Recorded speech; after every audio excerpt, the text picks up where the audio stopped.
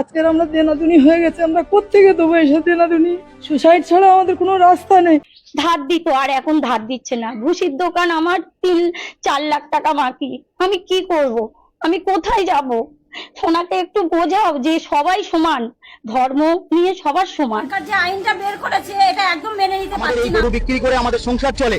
আমি আজকে ওপেন আমাদের আর্থিক সমস্যা, সরকার যে পেটে লাথি মারলো আমাদের, এই লাথি মারার কষ্ট, এই যে কি যন্ত্রণা দিয়েছে, এর থেকে আমি 20 হাতে নিয়ে ঘুরতে 20কে আত্মহত্যা করবো। কেন আমাদের মার্কেটে যে ঋণ, ভুসির দোকানে দেনা, ওষুধের দোকান। আমরা তো একজন হিন্দু, জানি না গরুকে কি করতে হবে, গোমাতা করতে হবে। গোমাতা যদি করবি তাহলে সরকার বাড়ি নিয়ে গোমাতা করুক। গোমাতা এতদিন ছিল না, আজকে হয়েছে গোমাতা। গোমাতাকে পারা যাবে না, তাহলে বিহারে তো ফ্রি গরু দিতে পারতো মোদি ফ্রি গরু দিতে পারতো, তো তাহলে তো আমরা সবাই সংবেদন করে আমরা তো গরু চালাতাম। ওদের কুরবানিটা ওদের করতে দাও, আমরা বাঁচি। আমাদেরকে দিয়ে করুন না, আমাদেরকে বীজ খাতে দিয়ে গরুকে বীজ খাতে দিয়ে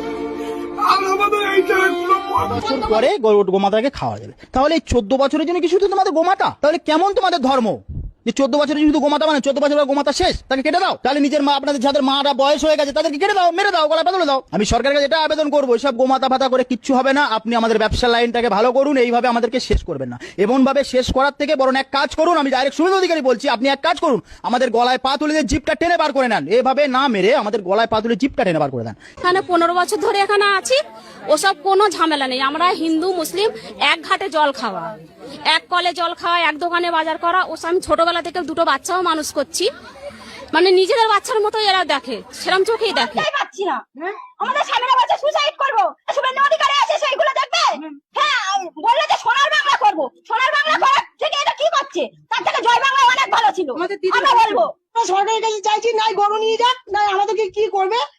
সরকার যে আইনটা বের করেছে এটা একদম মেনে নিতে পারছি না আমরা। অন্তত এবারটা আমাদের এই কুরবানিটা করতে দিই। কুরবানির নিয়ম বন্ধ করেছে, মানছি না, মানছি না।